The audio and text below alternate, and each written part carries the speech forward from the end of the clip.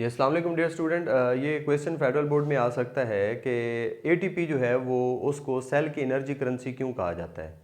तो इसका आपने जवाब लिखना है कि बेटा due to its specific structure की वजह से, उस स्ट्रक्चर की वजह से ये एटीपी एनर्जी को स्टोर भी कर सकता है अपने अंदर और वक्त आने पर उसको मतलब रिलीज़ भी कर सकता है, जिससे सेल के लिए आसानी होती है कि वो उस रिलीज एनर्जी को यूज़ करके वेरियस फंक्शन जो है वो परफॉर्म करें। तो इसीलिए हम ये कहते हैं कि सेल को की एनर्जी करेंसी क्या है बेटा, एटीपी क्यों कहा जाता है एटीपी को, क्योंकि उसकी एक स्पेसिफिक स्ट्रक्चर है। एटीपी जो है ये क्या है बेटा, वहाँ पे भी लिखा हुआ है बेटा कि एटीपी एक मॉलिक्यूल है।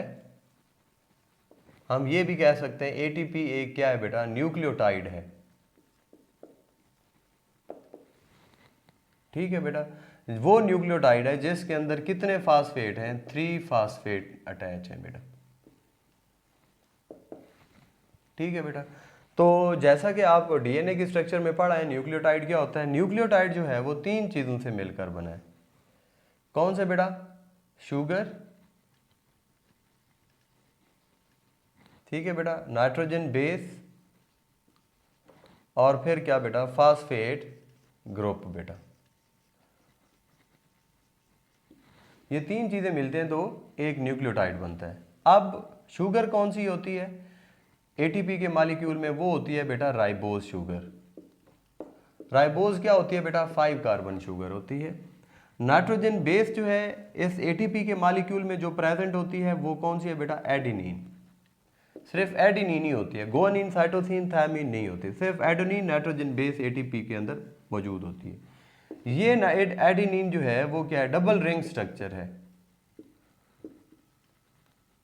Double ring.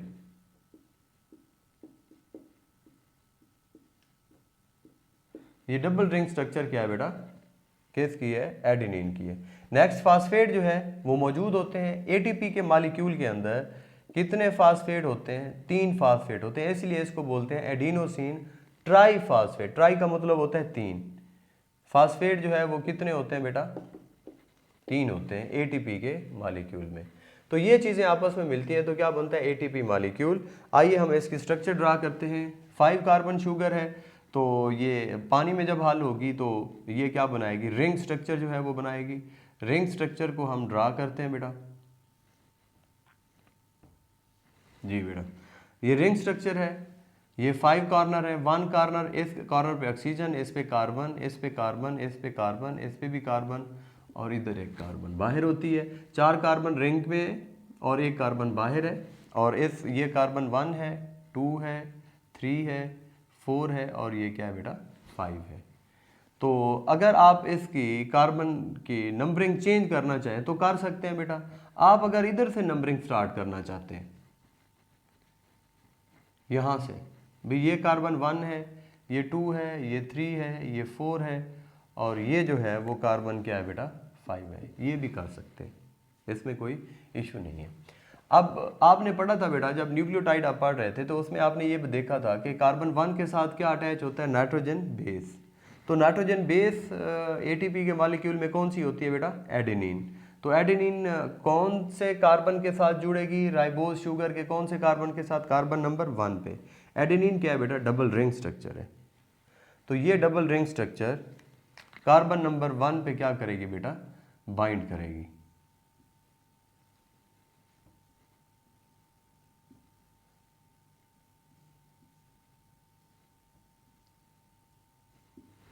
ये कार्बन नंबर 1 है और इस पे डबल रिंग स्ट्रक्चर कौन सी अटैच हुई है, that is called adenine. Ribose sugar और एडेनिन मिलकर हम इसको, ये जब मिलेंगे तो हम इसको बोलेंगे दैट इज कॉल्ड एडेनिन, नहीं कहेंगे अब इस स्ट्रक्चर को कहेंगे एडिनोसिन, जिसमें एडेनिन नाइट्रोजन बेस और राइबोज शुगर मिले तो क्या बना बेटा, एडिनोसिन। हमने कहा कि ये बन गया। अब कार्बन नंबर 5 पे क्या अटैच होगा, फास्फेट ग्रुप अटैच होगा बेटा। कार्बन नंबर 4 है, ये कार्बन 5 है। अगर इसके ऊपर एक जो है वो फास्फेट ग्रुप अटैच हो, PO4, तो ये अब एडिनोसिन नहीं रहेगा, अब ये एडिनोसिन बन जाएगा मोनो फास्फेट। मोनो का मतलब है 1, एक फास्फेट जो है कार्बन नंबर 5 पे जुड़ा हुआ है। अच्छा बेटा, दूसरा फास्फेट ग्रुप अगर इसके साथ अटैच हो जाए तो ये अब एडिनोसिन मोनोफास्फेट नहीं होगा, अब ये हो जाएगा एडिनोसिन डाइफास्फेट। डाई का मतलब क्या होता है बेटा? 2। अब कितने फास्फेट जुड़े हुए हैं? 2 फास्फेट जुड़े हुए हैं कार्बन नंबर 5 के साथ। इसी तरह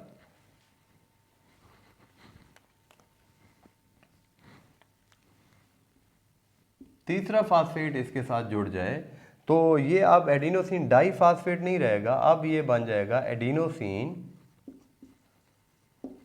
ट्राइफास्फेट बेटा। ये क्या बन जाएगा? Adenosine triphosphate. एडिनोसिन मोनोफास्फेट को एब्रीविएट करके हम लिखते हैं AMP, adenosine monophosphate. Adenosine diphosphate को हम लिखते हैं ADP, adenosine diphosphate. Adenosine triphosphate को ATP से हम एब्रीविएट करते हैं बेटा। तो ये है ATP के स्ट्रक्चर। अब हम बात करते हैं कि ATP जो है वो एनर्जी स्टोर किस फॉर्म में करता है। ये आप बेटा ये देख रहे हैं, एक फास्फेट का दूसरे फास्फेट के बीच में ये बॉन्ड प्रेजेंट है। ये बॉन्ड कौन सा है? कोवेलेंट बॉन्ड है। और ये कोवेलेंट बॉन्ड क्या है? हाई एनर्जी बॉन्ड है। ठीक है बेटा, इसको ये इस साइन से रिप्रेजेंट किया जाता है, इस साइन से। इसको बोलते हैं बेटा, टर्म दी जाती है टेल्डी।